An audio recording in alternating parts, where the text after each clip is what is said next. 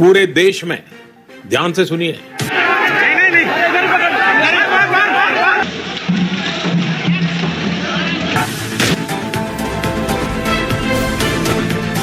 जी हाँ दोस्तों, बिल्कुल सही सुना आपने। कोरोना की दूसरी लहर ने देश में मचा दिया है कहर, क्योंकि देश भर में कोरोना के मरीजों की संख्या रोजाना नए रिकॉर्ड बना रही है। अब तक देश भर में कोरोना से मरने वालों की संख्या 1,90,000 के पार पहुंच गई। इसी बीच भारत सरकार और स्टेट गवर्नमेंट ने मिलकर कई राज्यों, शहरों और अलग अलग जगहों पर लॉकडाउन, धारा 144 और नाइट कर्फ्यू का ऐलान किया।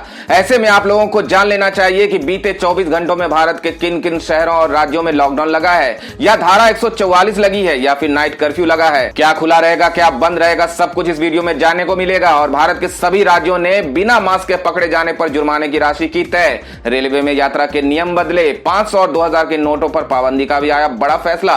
इसी को देखते हुए आज हमारे देश के प्रधानमंत्री नरेंद्र मोदी जी ने लाइव आकर देशवासियों को किया संबोधित, कोरोना की स्थिति की समीक्षा की और संक्रमणों को रोकने के लिए राज्यों को सलाह भी दी और ज्यादा संक्रमण वाले स्थानों पर लॉकडाउन लगाने का भी आदेश दिया। इसके साथ ही देश में होंगे बड़े बदलाव, लागू होने जा रहे 15 बड़े नियम, साथ ही इन 8 चीजों पर लगाई पाबंदी। लोगों को लगा बड़ा झटका। सरसों तेल के दाम में बड़ा उछाल, जानेंगे अब 1 किलो का कितने हो गए दाम। इस राज्य में शराब न मिलने पर लोगों ने पी लिया सैनिटाइजर, 7 लोगों की मौत। हरियाणा सरकार का प्रॉपर्टी के मालिकाना हक के बारे में आया बड़ा फैसला, अब सबको मिलेगा प्रॉपर्टी कार्ड। अक्षय कुमार ने कोरोना में ऑक्सीजन और दवाइयों के लिए दिए इतने करोड़ रुपए का महादान, सुनकर हो जाएंगे हैरान। अब मात्र 19 रुपये में मिल रहा है गैस सिलेंडर, जानेंगे कैसे मिलेगा आपको लाभ। इसके अलावा मोदी जी ने क्या अहम फैसले लिए, सब कुछ इस वीडियो में जानने को मिलेगा। इसके अलावा गरीब महिलाओं, किसानों, मजदूरों, छात्र छात्राओं और आम नागरिकों के लिए भी इस वीडियो में बड़े काम की और फायदे की खबरें हैं। तो नमस्कार, जय हिंद, वंदे मातरम भाइयों बहनों, स्वागत है आपका भारत के सबसे बड़े सरकारी न्यूज चैनल पर। तो दोस्तों, टुडे ब्रेकिंग न्यूज के साथ में देश और राज्य की 10 बड़ी ताजा खबरों को लेकर इस वीडियो में हम आपके सामने हाजिर हो चुके हैं। तो दोस्तों, सारी खबरें सिलेक्टेड और आप लोगों के काम की खबरें हैं, इसलिए भाइयों और बहनों आप वीडियो को शुरू से लेकर लास्ट तक पूरा लगातार देखते रहिएगा।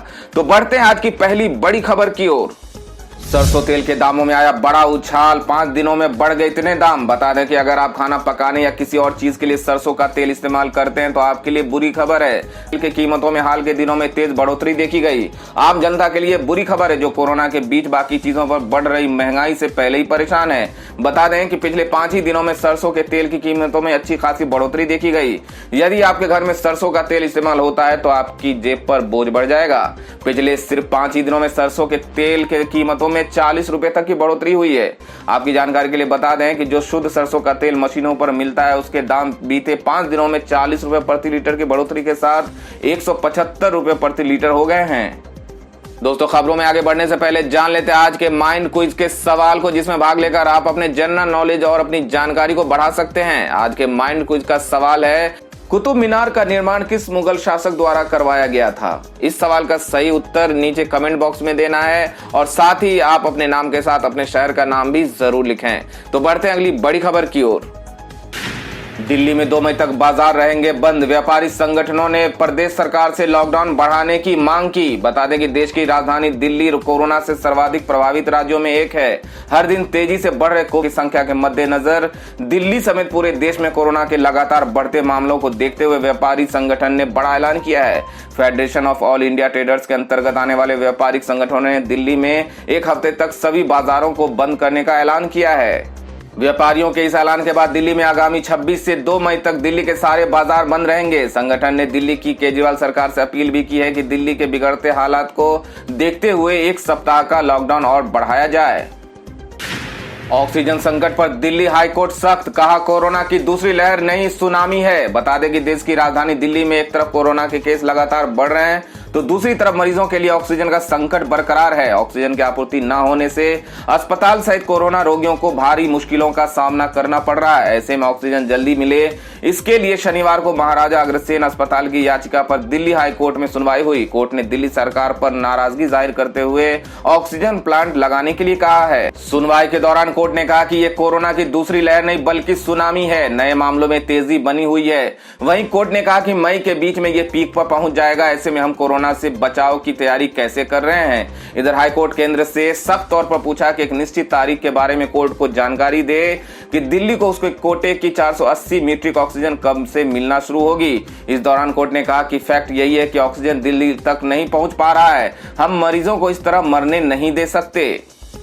अगली बड़ी खबर महाराष्ट्र से आ रही है। बता दें कि लॉकडाउन में शराब नहीं मिलने पर लोगों ने पिया सैनिटाइजर, 7 लोगों की मौत।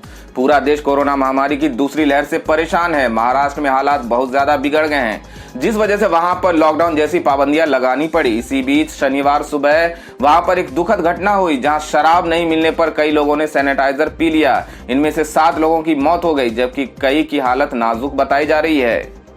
जानकारी के मुताबिक लॉकडाउन की वजह से महाराष्ट्र के यवतमाल जिले में शराब की दुकानें बंद थी। इस दौरान कुछ लोगों को ऐसी तलब लगी कि उन्होंने सैनिटाइजर पी लिया। उन्हें लगा कि इसमें अल्कोहल होने से वो नशा करेगा, लेकिन उनकी हालत बिगड़ती चली गई। पहले तो उनके पेट में दर्द और उल्टी की शिकायत हुई, जिस पर परिजन उन्हें अस्पताल लेकर भागे। अस्पताल पहुंचने के बाद डॉक्टरों ने इलाज शुरू किया, लेकिन 7 लोगों की मौत हो गई।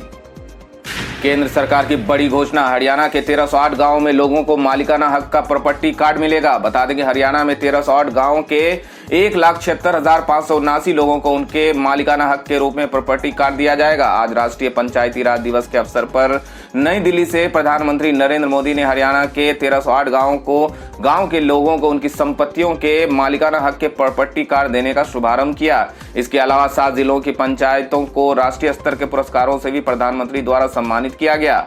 वर्चुअली तौर पर आयोजित इस कार्यक्रम में प्रधानमंत्री नरेंद्र मोदी ने देश भर की 313 पंचायतों को राष्ट्रीय स्तर के पुरस्कारों तथा 7 राज्यों की 5002 पंचायतों को 4,09,000 प्रॉपर्टी कार्ड डिजिटली वितरित करने की शुरुआत की। खास बात यह है कि प्रधानमंत्री ने आज जिन पंचायतों को प्रॉपर्टी कार्ड देने की शुरुआत की, उनमें हरियाणा की भागीदारी 26% रही, जबकि देश में जिन लोगों को ये प्रॉपर्टी कार्ड दिए जाने की पहल की गई, उनमें हरियाणा के लाभपात्रों की 43% संख्या है। मुख्यमंत्री का कहना है कि यह प्रदेश के लिए गौरव की बात है।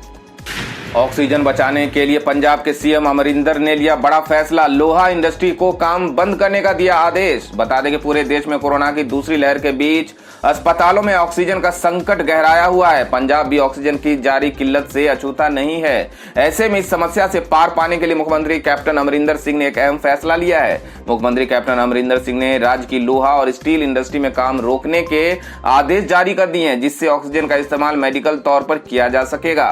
पंजाब के सीएम कैप्टन अमरिंदर सिंह ने जिला और राज्य स्तर पर ऑक्सीजन कंट्रोल रूम की तुरंत स्थापना करने के साथ ही प्रदेश में ऑक्सीजन के संकट को रोकने के लिए राज्य के लौह और इस्पात उद्योगों में परिचालन को बंद करने का आदेश जारी कर दिया है, जिससे प्रदेश में बढ़ रही ऑक्सीजन की मांग की आपूर्ति की जा सके। कोरोना को लेकर पीएम मोदी ने की समीक्षा बैठक, ऑक्सीजन के आयात पर सीमा शुल्क हटाने का हुआ फैसला। पीएम मोदी ने कल देश में ऑक्सीजन की उपलब्धता को बढ़ाने के लिए उठाए गए कदमों की समीक्षा के लिए एक बैठक की अध्यक्षता की। बैठक के दौरान पीएम ने कहा कि इस समय घरों और अस्पतालों में मौजूद कोरोना के मरीजों की देखभाल के लिए मेडिकल ग्रेड ऑक्सीजन के साथ साथ आवश्यक उपकरणों की आपूर्ति बढ़ाने की आवश्यकता है। उन्होंने सभी मंत्रालयों और विभागों से ऑक्सीजन और चिकित्सा उपकरणों की उपलब्धता को बढ़ाने के लिए तालमेल के साथ काम करने पर जोर दिया। बैठक के दौरान ऑक्सीजन और ऑक्सीजन से संबंधित उपकरणों के आयात को तत्काल प्रभाव से 3 महीने तक बुनियादी सीमा शुल्क और स्वास्थ्य उपकर से छूट देने का भी फैसला लिया गया। ऑक्सीजन न होने की बात कहते हुए रो पड़े दिल्ली के बत्रा हॉस्पिटल के एमडी, वीडियो हुआ वायरल। बता दें कि कोरोना के बढ़ते मामलों के बीच राजधानी दिल्ली के अस्पताल ऑक्सीजन की भारी कमी का सामना कर रहे हैं। ऑक्सीजन की कमी से लगातार मौतों की भी बात सामने आ रही है। वहीं अस्पताल मरीजों को भर्ती करने से भी मना कर रहे हैं। दिल्ली के तुगलकाबाद इंस्टीट्यूशनल एरिया में स्थित बत्रा अस्पताल के एमडी डॉक्टर SCL गुप्ता ने कहा कि हमारे पास ऑक्सीजन की उपलब्धता नहीं है, हम किसी को झूठा सहारा नहीं देना चाहते। ऐसे में हमने मरीजों को लेकर आ रहे लोगों को कह दिया है कि आपको जहां ऑक्सीजन मिले अपने मरीज को वहां ले जाइए। डॉक्टर SCL गुप्ता ऑक्सीजन न मिलने के चलते अपनी बेबसी जाहिर करते हुए कैमरे पर ही रो पड़े। ऑक्सीजन अवेलेबल, अब जहां आपको ऑक्सीजन मिलती है वहां पर आप ले जा सकते हैं पेशेंट को, क्योंकि लाइफ मतलब हम लोगों को भी लगता है भाई, जो भी एडमिट होता है पेशेंट, किसी का बाप होता है, किसी का भाई होता है, किसी की बहन होती है, and we can understand if I lose somebody of mind, तो नेचुरली यू फील बैड।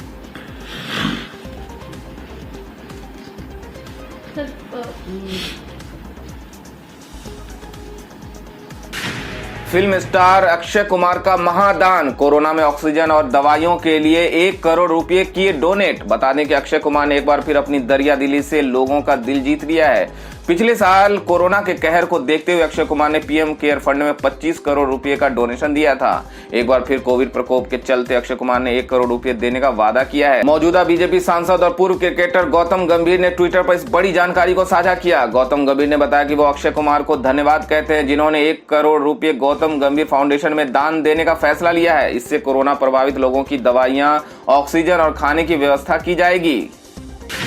मात्र 19 रुपये में मिल रहा है गैस सिलेंडर, जल्द उठाएं ऑफर का फायदा। बता दें कि घरेलू गैस सिलेंडर की कीमत 819 रुपये हो चुकी है। दीपावली के बाद से इसकी कीमत 225 रुपये का इजाफा हो चुका है, लेकिन आपके पास मात्र 19 रुपये में गैस सिलेंडर लेने का मौका है। पेटीएम आपके लिए खास ऑफर लेकर आया है। अगर आप पेटीएम के माध्यम से गैस सिलेंडर बुक करते हैं तो आपको 800 रुपये का कैशबैक मिल सकता है। फिलहाल घरेलू रसोई गैस की कीमतें आसमान छू रही है। सब्सिडी वाले सिलेंडर की कीमत 2021 में अब तक 225 रुपये प्रति सिलेंडर तक बढ़ चुकी है। दिल्ली में सब्सिडी वाले 14.2 किलोग्राम एलपीजी सिलेंडर के दाम 819 रुपये पहुंच चुके हैं, लेकिन पेटीएम के तहत आप 819 रुपये सिलेंडर को मात्र 19 रुपये में ले सकते हैं। मतलब आपको सीधा 800 रुपये का कैशबैक मिलेगा। देश के अधिकांश भागों में जहां एलपीजी सिलेंडर सब्सिडी के बाद 819 रुपये है, ऐसे में पेटीएम के खास कैशबैक का फायदा उठाकर आप इसे मात्र 19 रुपये में खरीद सकते हैं। अगली खबर में जान लेते हैं आज के सोने चांदी के ताजा भाव को। बता दें कि सोने के भाव में आज के दिन गिरावट का रुख रहा। हाजिर बाजार में सोने के दाम में 212 रुपये प्रति 10 ग्राम की गिरावट देखने को मिली। इससे शहर में सोने का दाम 47,560 रुपये प्रति 10 ग्राम पर रह गया। राष्ट्रीय राजधानी में चांदी की कीमत में 508 रुपये प्रति किलोग्राम की वृद्धि दर्ज की गई। इससे दिल्ली में चांदी की कीमत 68,710 रुपये प्रति किलोग्राम पर पहुंच गई। दोस्तों अगली खबर में जान लेते हैं आज के मौसम समाचार को। बता दें कि आज दिल्ली समेत कई राज्यों में बारिश होने से मौसम सुहाना हो गया। आज सुबह दिल्ली, एनसीआर और चंडीगढ़ में मेघ बरसे हैं, जिससे तापमान में कमी आई है। भारतीय मौसम विभाग ने यहां पहले से ही अलर्ट जारी किया हुआ था। विभाग ने कहा कि अगले कुछ घंटों में पंजाब, हरियाणा, यूपी, उत्तराखंड में भी बारिश होने की पूरी संभावना है। तो वहीं दिल्ली में आंधी पानी का दौर कल तक जारी रहने वाला है। राजस्थान, गुजरात और एमपी में धूल भरी आंधी चलने की संभावना है, तो वहीं यहां पारा 45 पार भी जा सकता है। विभाग ने कहा कि अप्रैल के आखिरी सप्ताह में गर्मी चरम स्तर पर होगी। लोगों को लू का भी सामना करना पड़ेगा। गर्मी से सबसे ज्यादा प्रभावित राजस्थान, गुजरात और ओडिशा रहेंगे। तो दोस्तों ये थी अब तक की सभी बड़ी खबरों की अपडेट्स। टुडे ब्रेकिंग न्यूज और लेटेस्ट खबरों को देखने के लिए हमारे चैनल को सब्सक्राइब जरूर कर लें। वीडियो लाइक और शेयर जरूर कर दें अपने दोस्तों और रिलेटिव्स के साथ। तो दोस्तों आपसे फिर मिलेंगे काम की खबरों और सरकारी योजनाओं की एक और नई वीडियो के साथ। तब तक के लिए धन्यवाद दोस्तों।